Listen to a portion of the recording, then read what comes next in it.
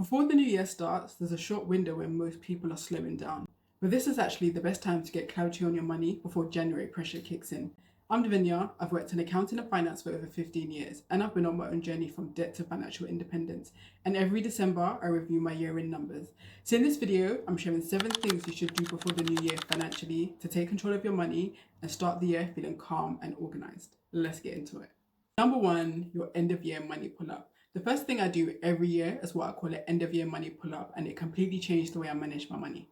Think of it like an end of year recap just for your finances. You know how people reflect on how their year went, whether they hit their goals, what they do differently? You're doing the exact same thing just for your money.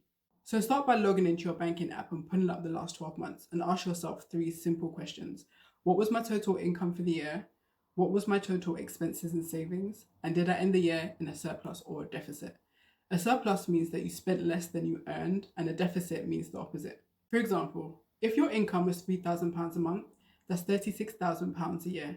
And if your spending and saving total £33,600, that would be a £2,400 surplus, money that you could have put to work for you. And if it's negative, that's just information telling you that some adjustments need to be made. And I want to be really clear here. There's no judgment or shame in yourself.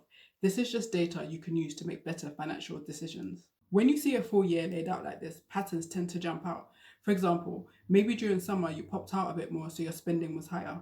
Maybe it was emotional spending. Maybe TikTok shop got to you.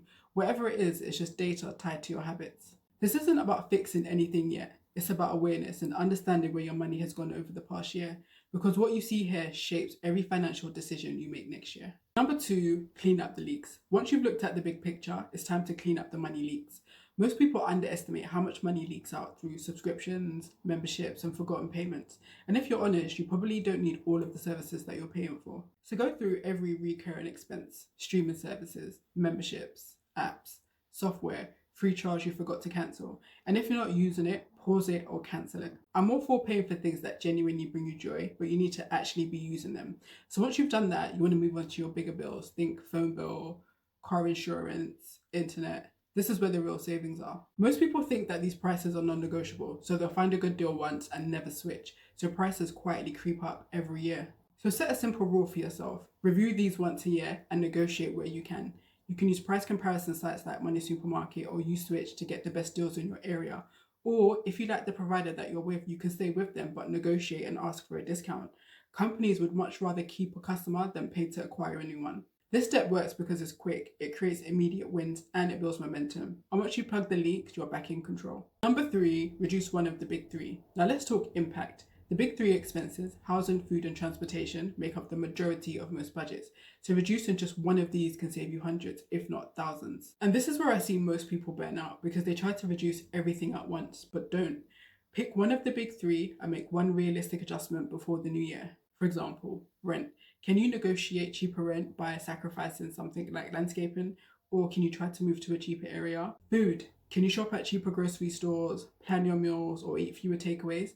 Transport. Can you use public transport more or reduce your car costs? This isn't about being extreme or cutting every expense. It's about optimizing in the right places, then allocating those savings so they work harder for you. When I was trying to improve my finances, I worked on reducing my food costs, because when I did my year in review, I could see I was spending a lot of money on eating out and takeaway, and that one change freed up so much time and money without me feeling deprived. Number 4, optimize your financial foundation. Now that you've trimmed the waste, it's time to check your financial foundation. So start with your emergency fund.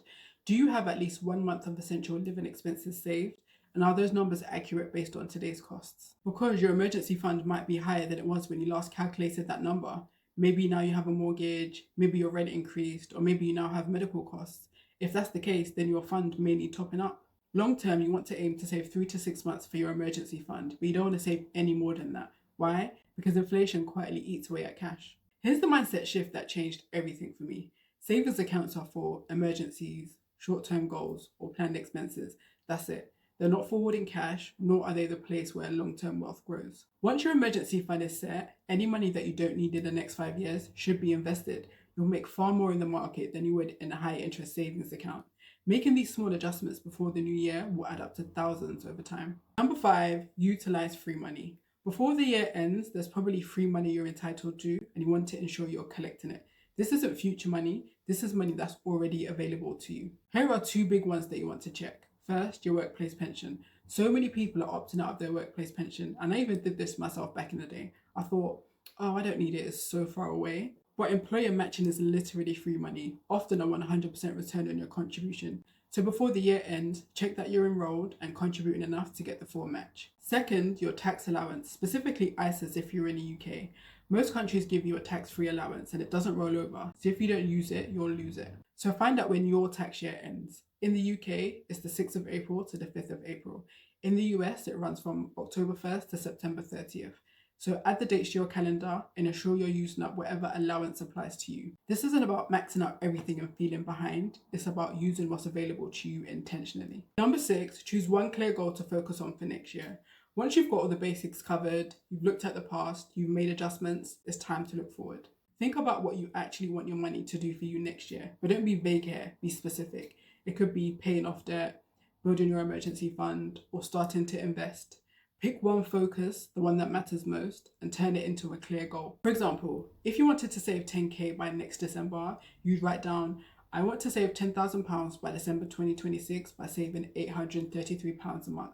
Now you don't just have a goal, you have a clear plan. And if that feels too much, you can adjust the amount or extend the timeline. This isn't about perfection, it's about intention, direction, and having a plan. And this should be easier now because you've looked at your numbers so you know what's realistic. When your numbers, systems, and goals align, progress stops feeling chaotic and starts feeling calm. Number 7, put your money on autopilot. This is where everything comes together. You know your numbers, you've optimized your expenses, you've built safety, and you've set a goal. Now you need a system that actually sticks and makes your plans a reality. Life gets busy, so you want your finances to run in the background while you live your life. So before January, set up your money systems. Think about it as setting up good systems in advance so your money is taken care of even when life gets busy or you may forget. So start with automation. You want to set up automatic transfers to go from your current account straight to your savings and investments as soon as payday hits.